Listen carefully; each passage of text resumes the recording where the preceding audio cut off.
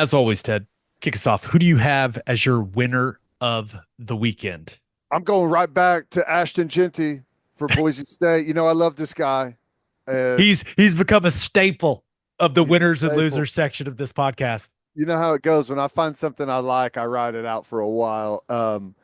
Another big day, 31 for 217 with a touchdown. Also caught a touchdown, two total touchdowns.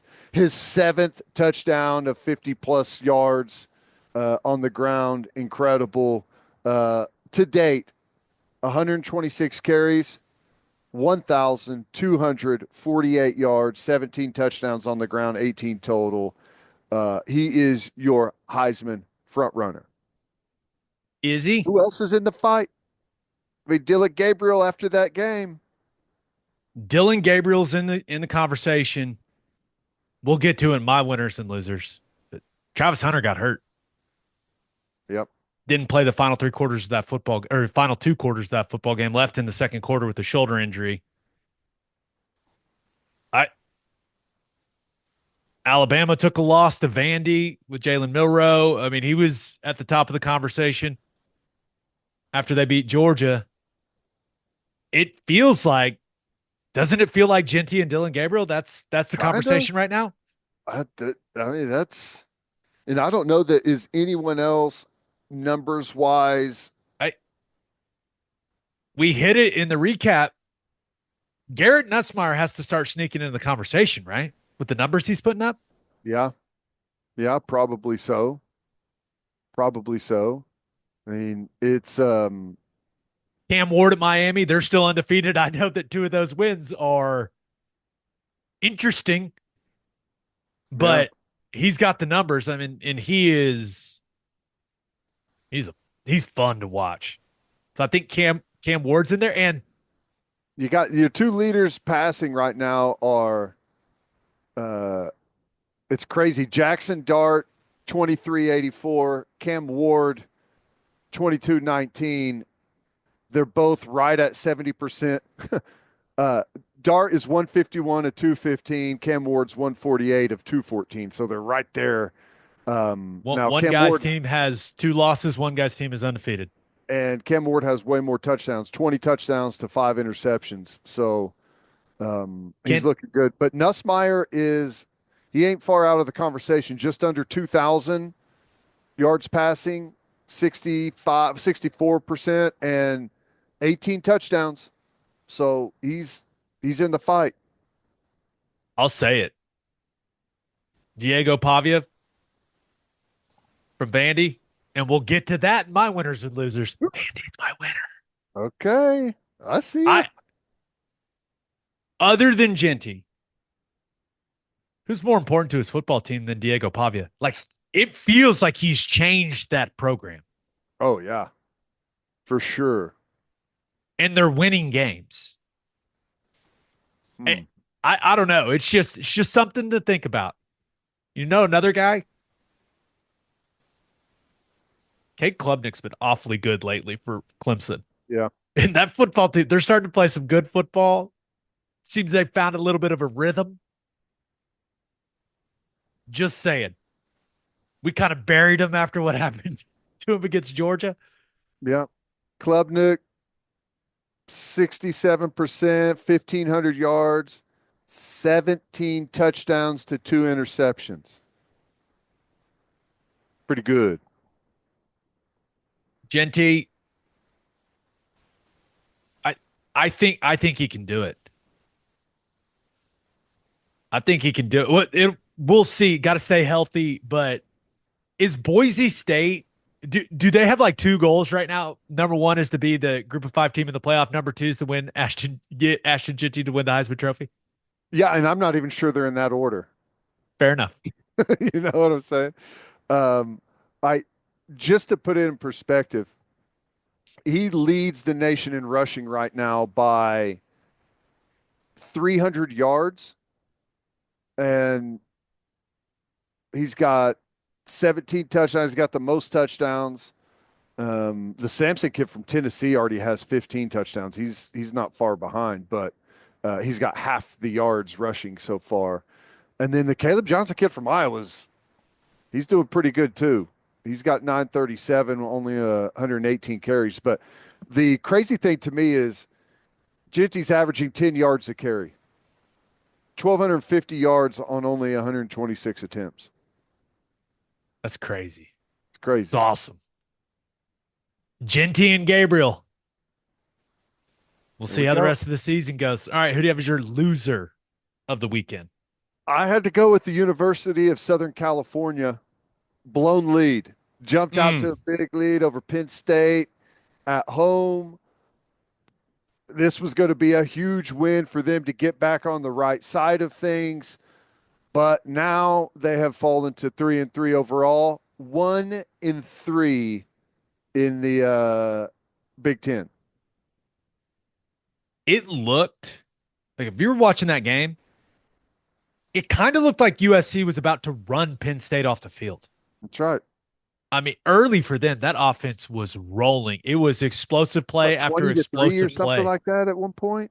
Yeah. Quentin Joyner and Woody Marks were going wild. And when the Stevens guy picked off Drew Aller, I was sitting there going, I think this may get out of hand, but they ended up only turning that into a field goal. But it was 20-6 at the half. And Penn State did not look like they were finding anything offensively. But to their credit, they came out of the second half. They came out of the locker room hot, man, put together a couple really nice drives. Did you see the flag football play? What one? Tyler Warren, who, by the way, tied in for them, 17 catches in He this went game. off. The one in the end zone was crazy. Yeah, it was especially crazy because he snapped the football in that play. Right? That's nuts. I mean, he snapped the football to Pribula, who's their backup quarterback, who turned and threw it to Aller, who was lined up out at wide receiver. And with how they were lined up in the trips on the outside, Warren, who snapped the football, was the end man on the line of scrimmage. The entire offensive line was to his right. He was an eligible receiver. It was a flag football play. Mm-hmm. Just an all timer from Kotelnicki. Now, a hell of a catch in the end zone. Right. It's like the old swinging gate stuff that you do on like extra points and stuff to mess with the other team. Pretty That's cool. one where you're working on it in practice and you're going, there's no way we're ever Never running run it. this. Never But run it. credit to Andy Kotelnicki. That guy will run it. That was awesome. Somewhere Stanford Steve was smiling Oh as yeah. Warren was catching pass after pass after pass. Yeah. And hey, it was crazy that that exchange. You're right. Coming out of halftime for Penn State, when it was 26, and they go right down the field back to back drives and score touchdowns. Long drives, a 75-yard drive in 2 minutes, and then a 90-yard drive to tie the football game. USC got tightened up at that point. Well, they Over. tightened up and then it was 20-20 and they kind of late. USC put some good drives together. Mm-hmm. I mean, that drive to go up, I think it was 30 to 30, 23. 23. Yep. That Nine was a plays, 75 fantastic, yards. offensive drive from the Trojans, but to Penn State's credit, that happens and they answer right back. And that was what they converted 4th and 7 and 4th and 10 on that drive to go tie the game. Yep. So it was, and Singleton was wide open in the flat. They're uncovered. USC's inability to cover the flat around the goal line area continues to baffle me. But I did you catch USC's last drive of the game in regulation? What were they doing with the clock? Like they were just letting all the time go. It was really, really strange to watch. I guess maybe they felt like they weren't going to be able to stop them, so they wanted to Yeah, wanted. Lincoln Riley after game was said he didn't want to leave any time for Penn State, but it was really odd. It was Let's go win the football game. What do you yeah, mean? it Don't was leave any strange, time. man. Like who cares? Go score We'll and deal with manage the that clock after. accordingly. Right. I It was Don't do unfortunate more that than you such a need good to. game. It because it really was a good football game. It gets decided in overtime by a missed field goal, and I don't know. It's kind of like the Will Howard sliding in that Oregon Ohio State game just ended right there. It's like, oh man, this is gonna come down to field goal kicking in the college overtime format. Gross. Right. Yeah, missed the field goal. And then, Penn State is after that, they're going to be like super conservative with how they run it. And I mean, it was a nervous field goal for Penn State too. It just snuck inside. But that's it. Got anything else? No. Let's get to my winner and loser of the week. But first, we are brought to you by Mando. Mando is American made and is our new go to for hygiene products. Said I'm all about efficiency over here. Like to travel light, which is why I am a big fan of Mando's 4-in-1 acidified cleansing bar. Sounds fancy. That's because it is. 5-ounce bar. It's like a shampoo, a face wash, a body wash, and deodorant all in one. Just think it's like if a guy played offense, defense, special teams, and like also mowed the football field. We're talking versatility, but it's versatile and simple because it simplifies my hygiene routine. And it comes in 3 quality cologne style scents: Mount Fuji, Bourbon Leather, and Pro Sport. And Mando also makes a whole body deodorant. Been trying it. I like it. Aluminum free, dye free. And this is the best part. I've been using the Mount Fuji scent. Not making this up. Wife walked by me the other day. She goes, "What? You smell manly." Really? Yeah. I thought she was going to say you smell acidified. Oh, that would have been good too. But it was pretty interesting. So I took that as a compliment. I was like, all right, I like smelling manly. What's up? And luckily, we've got a discount code to get you hooked on the best smelling whole body deodorant on the market. New customers get $5 off a starter pack with our exclusive code, and that equates to over 40% off your starter pack. Use code OKBreakdown at shopmando.com. That's SHOPMANDO.com and use code OKBreakdown. And what if for the rest of 2024, you got a little bit better every day? When you're learning a new language with Babbel, that's exactly what you're doing. 1 in 5 Americans have learned a new language on their bucket list. If that's you, make 2024 the year you finally check it off the list with Babbel. Here's a special offer for our listeners, and it's only for our listeners. Right now, get up to 60% off your Babbel subscription at babbel.com/Oklahoma. Don't pay hundreds of dollars for private tutors or waste hours on apps that don't really help you speak the language. Just use Babbel. Babbel's quick 10-minute lessons are handcrafted by over 200 language experts to help you start speaking a new language in as little as just 3 weeks. And if you want a live classroom experience from the comfort of your home, Babbel Live is for you. Babbel Live classes are available 7 days a week at any time of day and taught by over 450 certified teachers, so you can learn on your schedule. Challenging yourself to learn something new is always a good thing, and if your goal is to learn a new language, Babbel is the best way to go. Get up to 60% off at babbel.com/Oklahoma. That's BABBEL.com/Oklahoma. Rules and restrictions may apply. For my winner of the weekend, the Vanderbilt Commodores. Woo! No hangover from the Bama win. Mm-mm. Ted, they auctioned everything off. Didn't matter. Went to Kentucky and got another win. Never trailed. Never trailed in the football game. Question for you, bud. If you beat Alabama and then you go on the road and you beat Kentucky, that's not an accident. I think that just means that means you're just a good football team, right? Right. Yeah, it shows that the Alabama situation, not necessarily some crazy outlier, which they won that football game. It wasn't handed to them.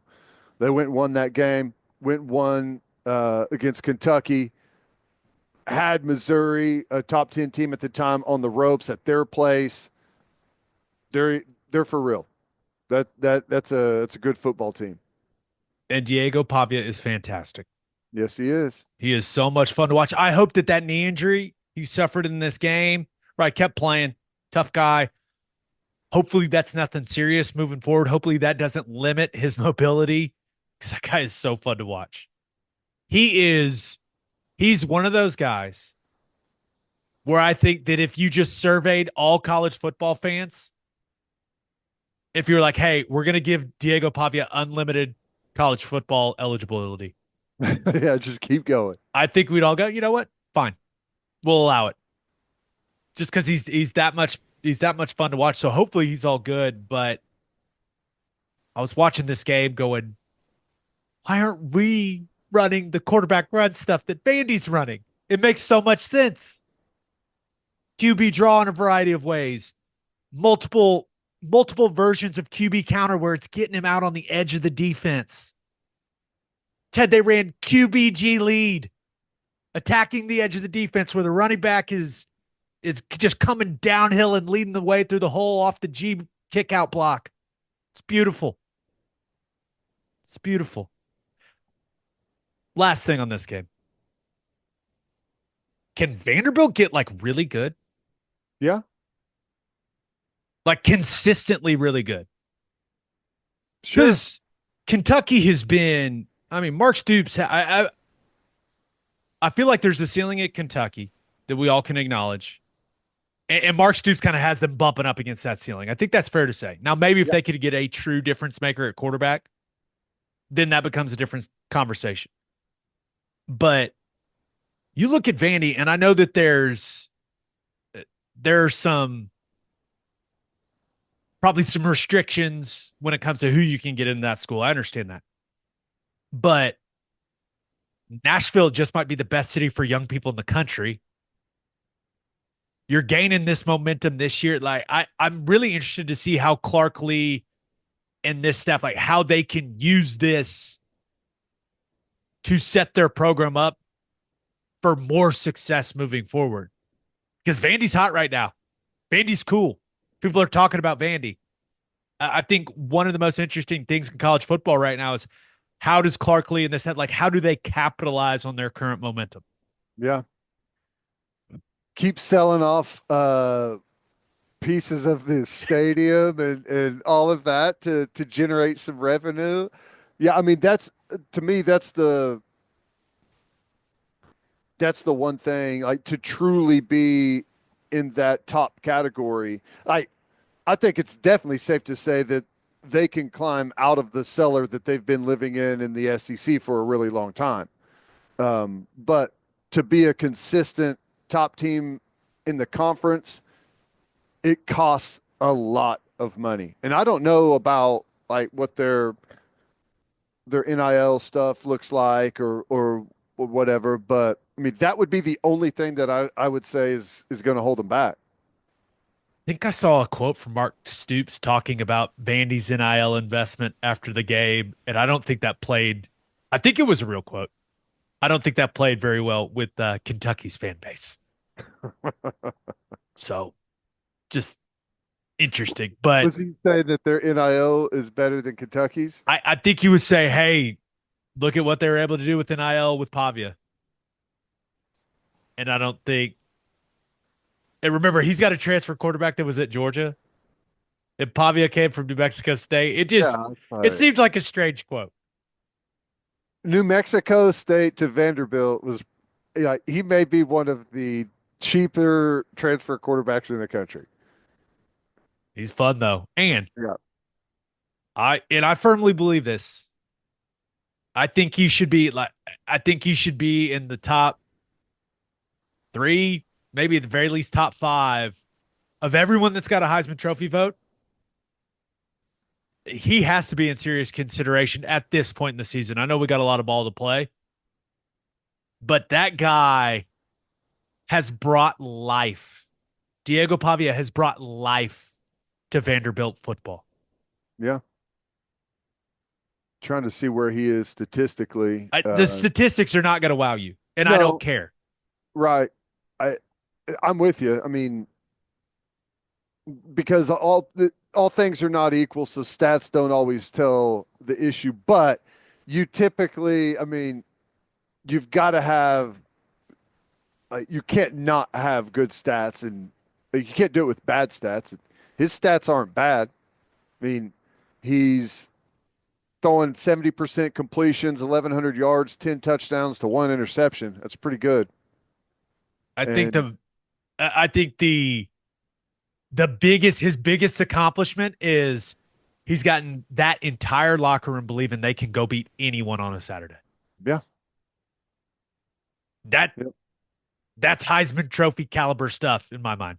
So The we'll see. crazy game is the Georgia State game that they lost 36-32 early. Yeah. Uh, they beat Virginia Tech, which, they were a big underdog in that one. Close at number 7 Missouri. That was an overtime game, I believe. Beat Alabama, beat Kentucky. Like, if it's not for that Georgia State game, they've got one overtime loss on the road to the number 7 team in the country. Vanderbilt putting together a nice season. I agree.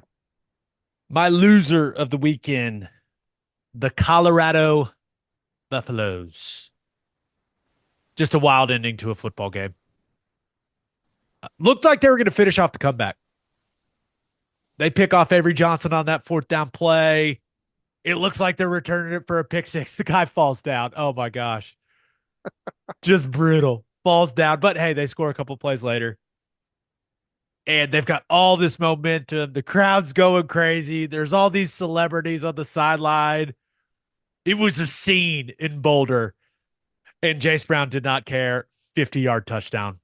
A couple plays later. And that place was quiet. Mm-hmm. But they scored so fast. Shedeur Sanders and that offense, 2 minutes and some change to go, ball in your hand. Got to go put a drive together, and they just didn't get it done. Would have been awfully nice to have Travis Hunter in that situation. Yeah. Yeah. I don't know. Would you think, like, the play where he got hurt, it didn't look all that bad? At least the player I thought he got hurt, but. I have a theory. Earlier in the game, I think it was like in the first quarter, he made a tackle when he was playing defense. And he got up and kind of did one of these. And I know everyone was looking at for like the offensive play. There was a collision there. There's no doubt. But I think maybe that's when it started. That's my theory. That's why I say if I was playing against him, I'd make him tackle the entire game nonstop. Like Hopefully Texas did our corners. Yeah. Hopefully it's nothing major because I love watching him play football. The argument is that like he's the best player in college football. You can't win the Heisman Trophy if you don't play. Right. So we'll see. But he's got a very bright future on the football field to consider. So I'm sure that he will make an intelligent decision when it comes to that shoulder. This is maybe the wildest stat of the entire football season. Ted, you're pretty good with numbers. You got a big brain. Mm-hmm. When you got a good brain when it comes to football stats. Okay. Kansas State outrushed Colorado by 217 yards in this football game. Hard to overcome. Very hard to overcome. Huge disparity in rushing yards, right? What if I told you that Kansas State outrushed Colorado by 217 yards in this game and Kansas State only had 188 yards rushing? That would tell me that Colorado went backwards quite a bit. Colorado had negative 29 yards rushing in this game. Whew. Sack yardage, of course. But yeah, got outrushed by 217 because they had negative 29. Yeah, is Shedeur Sanders' day of 9 for negative 50? Is that good? I couldn't believe it when I was thinking. Because I was looking at it going, man, Colorado just cannot run the ball as I was watching the game late. There's so much pressure on Shedeur Sanders to make plays in the passing game, and they've got playmakers at wide receiver. They got some wide receivers. He was 34 of 40 for 388, 3 touchdowns and an interception. That's really good. He can play. Yeah. But yeah, Kansas State, their ability to run the ball was a big difference in the game. DJ Giddens is a really good back. I think he's got a bright NFL future, just with how physical he is. But Avery Johnson, man, Had some rough moments in this game. Took a sniper shot at one point. What was that? I If don't you know. didn't see it, he throws the ball and just collapses to the ground and grabs his His like love side. handle area.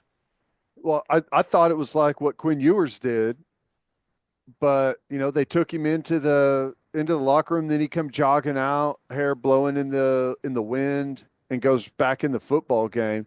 Like, can you take a sniper shot and go down on the turf and then come jogging back and play the rest of the game? Is that allowed? I Yes, because we watched it. I I don't know, but the only other thing on Avery Johnson is, hey, he bounced back. He threw that interception. It felt like, hey, did this just lose us the game? And he bounced right back and threw an absolute dime on the 50-yard touchdown. Mhm. He also did the Dion dance in the first quarter of the game. Maybe wait a little bit before you bust that one out. Like that's the lock it up touchdown dance. Like when you've won the thing, right? Or do you think in his head he was just like, I've been working on this all week. I'm busting this out. Let's go. Yeah, that's probably it. It was on the top of his mind. It's funny though. I I continue to believe that Colorado is good for college football, and who knows what happens if they have Travis Hunter for that entire football game. But the scene at those games, I'm gonna be real. It looks like a lot of fun. Yeah. And you said that earlier, Pavia, him and Jeanty mean more to their football team than anyone else. Like, what does Colorado look like without Shador Sanders at quarterback? Great point. I mean, because he runs for his life constantly and still puts up 34 of 40, getting sacked a ton of times. Like, not a very good offensive line, but impressive. You know my favorite thing about Shador Sanders in this game? What's that? His quote after the game. Hmm. He said, "Yeah, we made a statement that we lost." I thought that showed some growth from the young man with no excuse. Like, hey, did you guys make a statement? Playing Kansas State close the way you did. I assume that's what the question was. But yeah, I saw that quoted in an ESPN article. I went, that's good, nice, good, some growth. Guy can play. Yeah, I He's can. gonna get drafted very early in the NFL draft. Yep. Yeah. I don't know how He'll, high Hunter's gonna go, but it's a possibility that I I would bet that Colorado's gonna have two top 10 picks, and it could be two top 5 picks. Like Shadur Sanders could be QB1 off the board. yeah. We'll What see. do you do? What do you do with Travis Hunter in the NFL? Does he play both sides?